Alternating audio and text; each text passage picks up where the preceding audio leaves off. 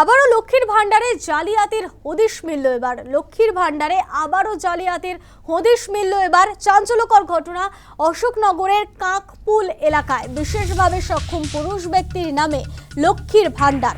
2021 সাল থেকে প্রতিবন্ধীর অ্যাকাউন্টে টাকা ঢুকলে তুলে নিত তৃণমূল নেতা সমীর দে এলাকার কাউন্সিলরের ঘনিষ্ঠ বলে জানা গিয়েছে।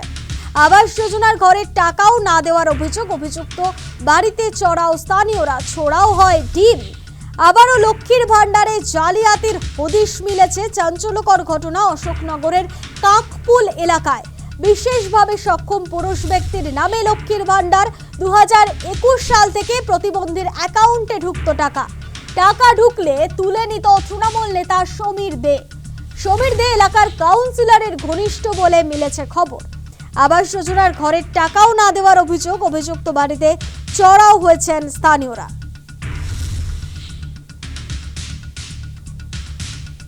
ওই বিশেষভাবে সক্ষম ওই পুরুষ ব্যক্তি কি বলছেন শোনাবো আপনাদের। প্লাস্টার কাজের জন্য 57,000 টাকা ঢুকলো। তারপরে 2 মাস পেরিয়ে গেছে, কাজ করছে না। আমি বললাম কি করবো, কাজ করো। বলছে লোক পাওয়া যাচ্ছে না। আমি কি লোক কাজ পাচ্ছে না, লোক পাওয়া যাচ্ছে না। তো ও মানে করাচি ফরাচির থেকে লোক আনবে এই উদ্দেশ্য। যাকে যেই সব লেবার মিস্ত্রি আপনার বাড়ি করছো, সরকারি হাউস ফর অলের বাড়ির দায়িত্ব ছিল তার, সব কিছুর দায়িত্ব। আপনি ব্যাংকের বই দিয়েছিলেন কেন তাকে? ব্যাংকের বইটা একদিন সকালবেলা এসে উপস্থিত জীবনদা ব্যাংকের বইটা। আমি তো ব্যাংকের বই আমি প্রধানমন্ত্রীকেও দেবো না, আর তুমি ব্যাংকের বই চাইতে আসছো কোন? জীবনদা বাড়িটা আমি করছি, বাড়িটা দিচ্ছেন আর ব্যাংকের বইটা দেবেন। এই দোকানের মোড় থেকে জেরক্স করে আপনার ব্যাংকের বইটা দিয়ে যাব।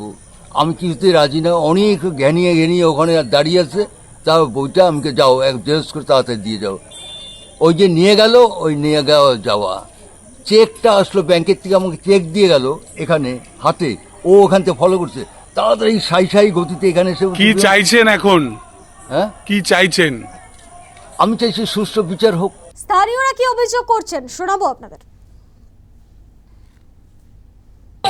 এই যে বিমল কাকুকে দেখছেন, বিমল কাকুর ঘর করে দেবে এই নাম করে, আবাস যোজনার বাড়ি দেওয়ার নাম করে সমীর দে যে হচ্ছে এখানকার মা লক্ষ্মী, সেই সমীর দে এনার নামে ব্যাংক অ্যাকাউন্ট খুলে লক্ষ্মীর ভান্ডারের টাকাটাই হস্তক্ষেপ করে সেখান থেকে টাকা ট্রান্সফার করে নিয়ে যেতেন।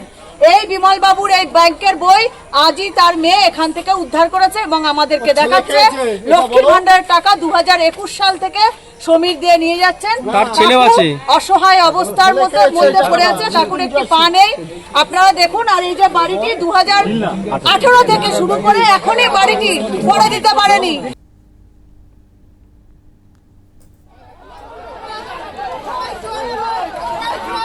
ফের লক্ষ্মীর ভান্ডারে জালিয়াতির হদিশ। চাঞ্চল্যকর ঘটনা অশোকনগর এলাকায় বিশেষভাবে সক্ষম পুরুষ ব্যক্তির নামে লক্ষ্মীর ভান্ডার। 2021 সাল থেকে প্রতিবন্ধীর অ্যাকাউন্টে টাকা